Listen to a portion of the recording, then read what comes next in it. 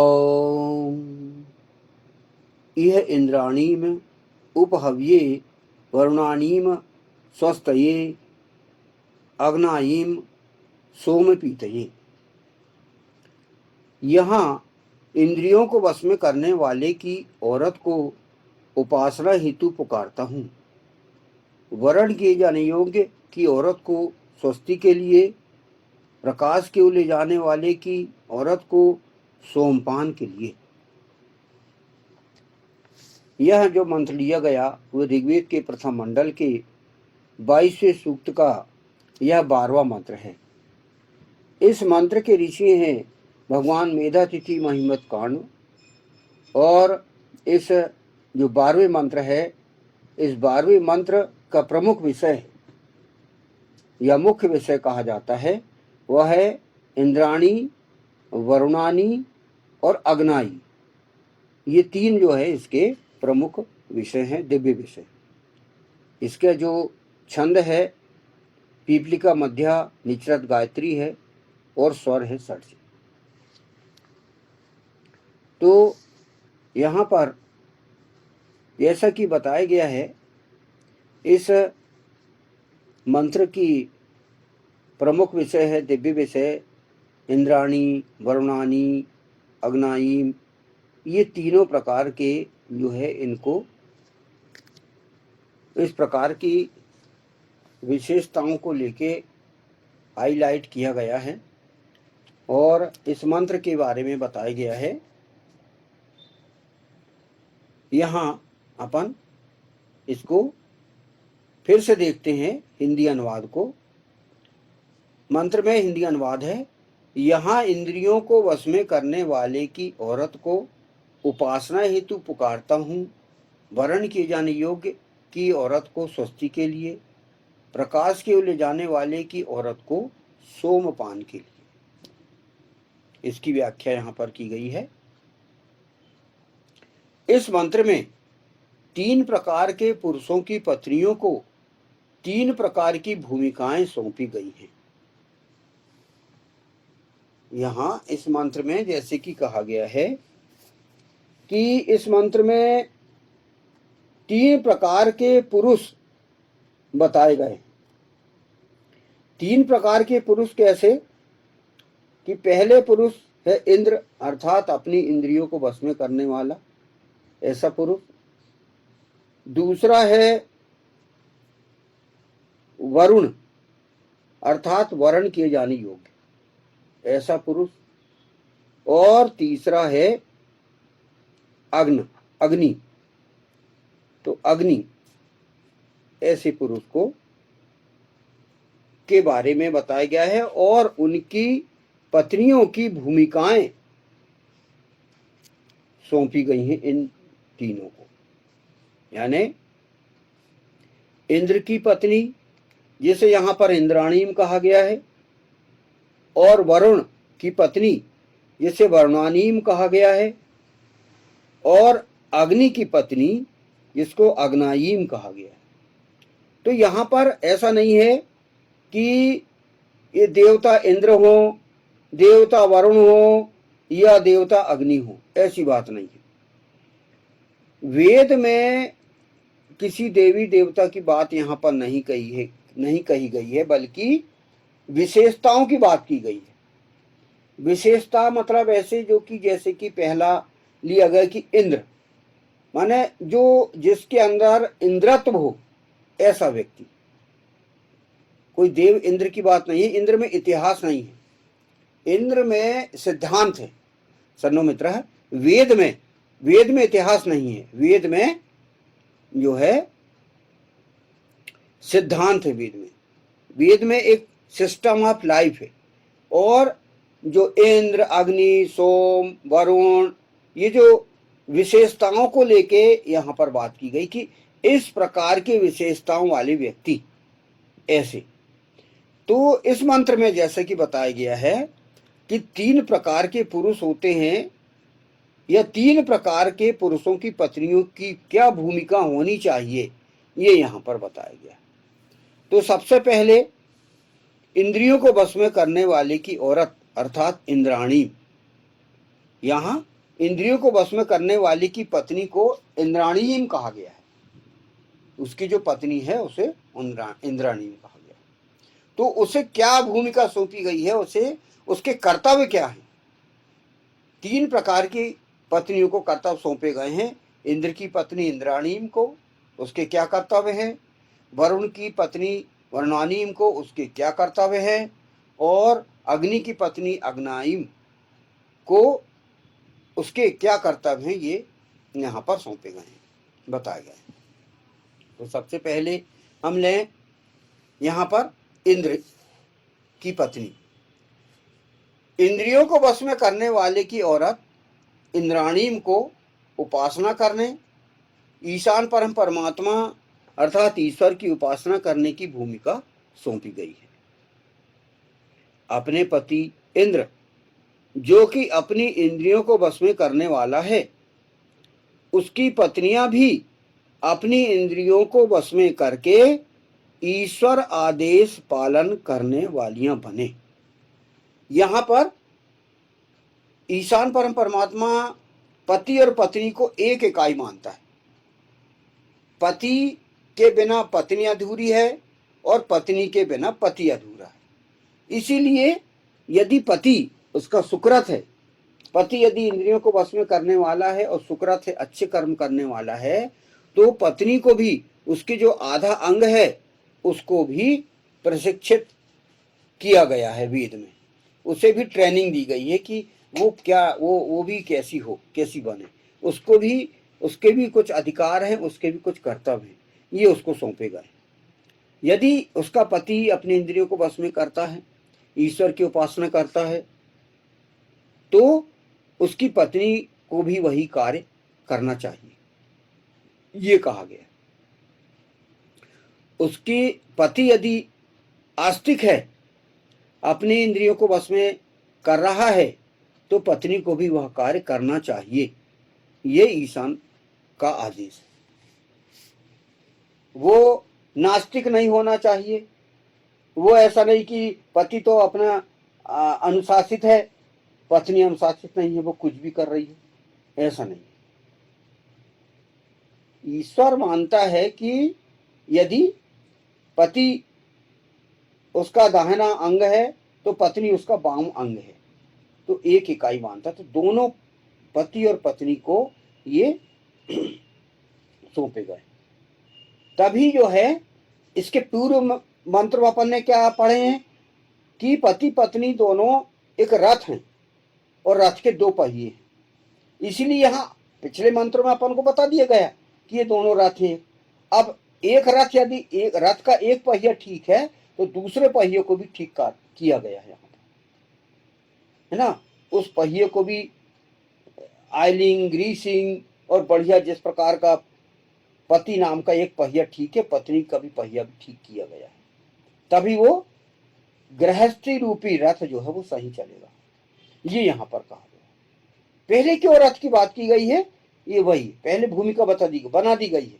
वही पति पत्नी दोनों सब हो, एक हो, और तुम एक रथ हो, पहिए हो। इसके पहले भी कितने बताए गए कि एक साथ अपना चित्त समाहित करो, एक साथ बैठ के वेदाध्ययन करो, ये वही बात बताई गई। अब पति तैयार हो गया भाई, अपनी इंद्रियों को वश में करने लगा, सुकृत बनने के पूरे प्रयास कर रहा है, तो पत्नी को भी यह काम सौंपा गया है। तो वह भी जो है पति के साथ बैठ के, जैसे पिछले मंत्रों में कहा है कि प्रातः काल उठ के पति के साथ पत्नी भी स्तवन करे। जैसे कि स्तवन वही यजन है, प्राणायाम है, वेदाध्ययन है, शास्त्रों का अध्ययन है, ये स्तवन, इन सबको मिला के स्तवन कहलाता है। उसके साथ भी वो करे साथ। सामान्य रूप से अपन देखते हैं कि कोई भी यज्ञ होता है तो पति पत्नी को साथ में बैठाला जाता है। पति बैठता है तो उसके साथ उसका गमछा कपड़ा डाल के और पत्नी के वस्त्रों से उसको गठान बांध के जोड़ दिया जाता है और उसको हवन, पूजन, उपासना के लिए बैठाला जाता है। ये अपन समान रूप से अपन देखते हैं। तो वही आदर्श स्थिति वेद में भी है। वास्तव में वेद से ही ली गई है ये व्यवस्था। पति पत्नी दोनों यज्ञ के लिए बैठते हैं आज की स्थिति में भी, तो वह वही स्थिति है।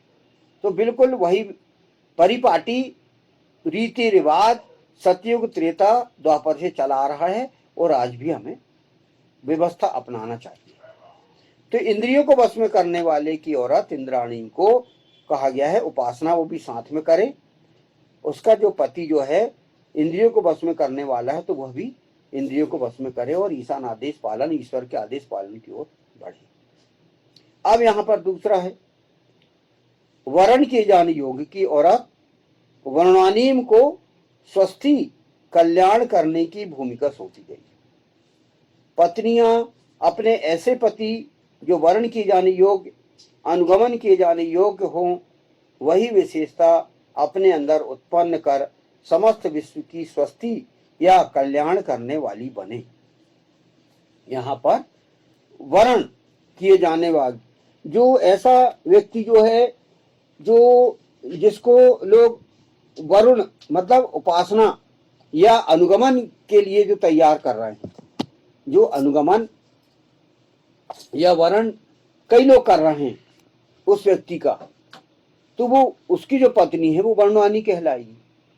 और यहां पर वर्णवानी को क्या कहा गया है कि जिस प्रकार उसका पति कल्याणकारी कार्य कर रहा है वैसे ही पत्नी भी कल्याणकारी कार्य करे।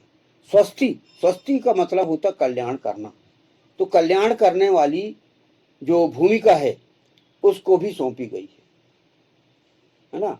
उसके यदि एक वरुण मतलब ऐसा व्यक्ति जिसको कई लोग फॉलोअर्स हैं, उसके कई फॉलोअर्स होते हैं, ऐसे व्यक्ति जो फेमस है तो वह भी वहां पर वो करे। जैसे कि भगवान राम को अपन देखते हैं, भगवान राम को हर कोई पसंद करता है, उसको अनुगमन करने के प्रयास किए जाते हैं कि हम भी भगवान राम जैसे बने। तो उसी प्रकार भगवान राम की पत्नी सीता है, तो सीता ने भी उनका साथ दिया, वो भी वनगमन में उनके साथ गई, वो भी मतलब पति के दुख में वो भी पत्नी भी शामिल है। और जिस प्रकार वनवास हो गया भगवान राम को तो साथ में सीता और लक्ष्मण भी गए, तो मतलब पति का साथ पत्नी दे रही है। तो इसी प्रकार यहाँ पर यह भी कहा गया है कि विश्व के कल्याण के लिए यदि पति कोई कार्य कर रहा है तो उसमें पत्नी को भी साथ देना चाहिए, ये यहाँ पर बताया गया है। उसके कर्तव्य बताए गए हैं कि वो जैसे कि एक इकाई है दोनों हैं, तो वह भी उसको कार्य ये करना चाहिए पत्नी को, ये बताया गया है। तो ये क्या कहा गया है, वर्णानी को बताया गया है। अब तीसरा है प्रकाश की ओर ले जाने वाले की औरत अग्नायीम को सोमपान प्रजनन कर्म की भूमिका सौंपी गई।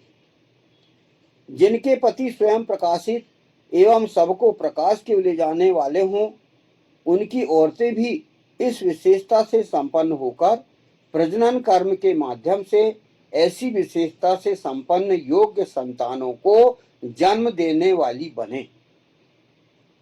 अब यहाँ अग्नि की पत्नी अग्नाई को बता गया है, ऐसा पति जो कि विद्वान है, जो कि खुद प्रकाशित है, खुद रिसर्च कर रहा है, खुद मेधावी है, बुद्धिजीवी है, तो उसकी पत्नी को भी यही कार्य किया गया है कि वो पति के साथ मिलके सोम यज्ञ करते हुए प्रजनन कर्म करते हुए और अच्छी संतान को उत्पन्न करे।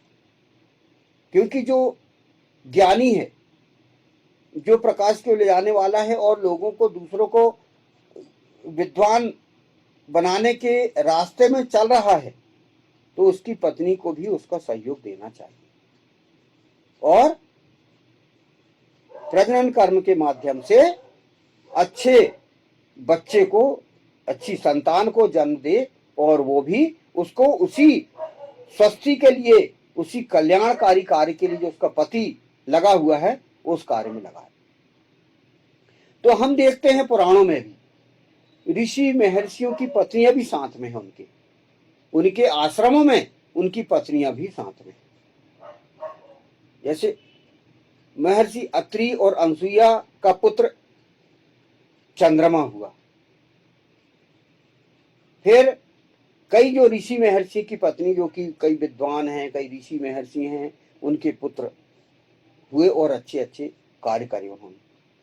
तो अपन जैसे कि हम सबसे बड़े उदाहरण वही अपन देखते हैं भगवान शंकर के पुत्र, भगवान शंकर और भगवती पार्वती, इनके पुत्र देखो श्री गणेश, वो भी जो है विश्व कल्याण में लग गए। कार्तिकेय, वह भी विश्व कल्याण में लगे। कार्तिकेय का तो जन्म ही हुआ था तारकासुर का वध करने के लिए, और उसके जन्म के लिए भी बहुत से तपस्या करनी पड़ी, बहुत से समस्याएं आई, फिर उनको हल किया गया। कितने छह जो है वो उनको कृतिकाओं ने उनको पाली किशोर अवस्था आती तक, और फिर बाद में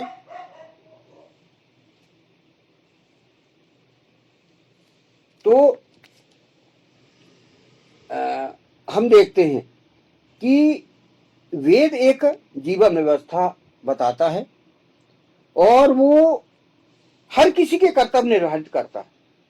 जैसे यहाँ पत्नी के कर्तव्य निभाए मतलब निर्धारित किए गए, और ईशान पर परमात्मा ने अलग अलग व्यक्तियों को अलग अलग विशेषताएं दी है। जैसे कि किसी को अध्ययन की रुचि है, किसी को मतलब अच्छे कार्य करने की रुचि है, किसी को व्यापार करने की रुचि है। तो इस प्रकार के लोग हैं, तो उनकी पत्नियों के भी कर्तव्य सौंपे गए। तो यहाँ कुल मिला के यहाँ पर यह बात बताई गई है, यह बात सौंपी गई है कि यदि आपका जो है व्यक्ति यदि किसी विशेषता से संपन्न है, कुल मिला के बात यहाँ पर यह निकल रही है कि कई प्रकार के विशेषताओं को लिए हुए व्यक्ति यहाँ पर रहता है। तो यदि वो विवाहित है वो व्यक्ति, तो उसकी पत्नी को भी पति का सहयोग करना चाहिए।